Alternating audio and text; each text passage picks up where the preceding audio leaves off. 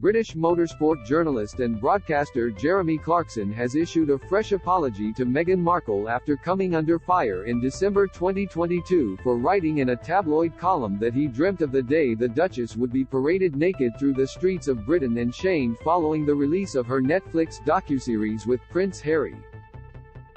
The controversial broadcaster wrote of Meghan in his regular column for The Sun newspaper on December 16, saying, "I hate her. Not like I hate First Minister of Scotland, Nicola Sturgeon, or convicted serial killer, Rose West. I hate her on a cellular level. At night, I am unable to sleep as I lie there, grinding my teeth and dreaming of the day when she is made to parade naked through the streets of every town in Britain while the crowds chant shame and throw lumps of excrement at her."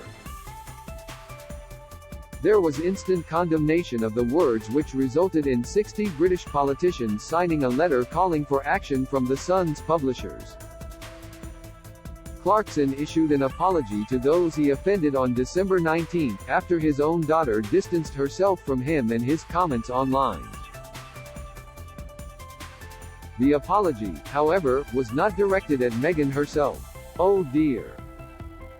I'd rather put my foot in it. In a column I wrote about Meghan, I made a clumsy reference to a scene in Game of Thrones, and this has gone down badly with a great many people," he said on Twitter. "I am horrified to have caused so much hurt, and I shall be more careful in future." The Sun's publishers issued their own apology and removed the column from their website. On Monday, Clarkson has released a fresh statement after Prince Harry went on national TV during an interview with Anderson Cooper for 60 Minutes earlier this month, saying that Clarkson's comments only helped prove the couple's point at how toxic the British press could be. Writing on his personal Instagram page in a lengthy post, Clarkson said, "One of the strange things I've noticed in recent times is that whenever an MP or well-known person is asked to apologize for something, no matter how heartfelt or profound that apology may be, it's never enough for the people who called for it in the first place. So, I am going to try and buck the trend this morning with an apology for the things I said in a Sun column recently about Meghan Markle. I really am sorry, all the way from the balls of my feet to the follicles of my head. This is me putting my hands up. It's a mea culpa with bells on. Usually I read what I've written to someone else before filing, but I was home alone on that fateful day, and in a hurry. So, when I finished, I just pressed send. And then the next day, the landmine exploded. It was a slow rumble to start and I ignored it. But then the rumble got louder. So I picked up a copy of The Sun to see what all the fuss was about. We've all been there, I guess. In that precise moment when we suddenly realize we've completely messed up. You are sweaty and cold at the same time. And your head pounds. And you feel sick. I couldn't believe what I was reading. Had I really said that? It was horrible. I knew what had happened straight away. I'd been thinking of a scene in Game of Thrones, but I'd forgotten to mention this. So it looked like I was actually calling for revolting violence to rain down on Meghan's head. I was very angry with myself because in all those controversial days on Top Gear, when I was accused of all sorts of things, it was very rarely sexism. We never did women can't park gags, for instance. Or suggested that powerful cars were only for men. And I was thrilled when Jodie Kidd and Ellen MacArthur set fastest ever laps in our reasonably priced car. I am just not sexist and I abhor violence against women. And yet I seem to be advocating just that.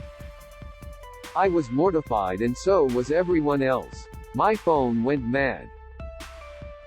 Very close friends were furious. Even my own daughter took to Instagram to denounce me.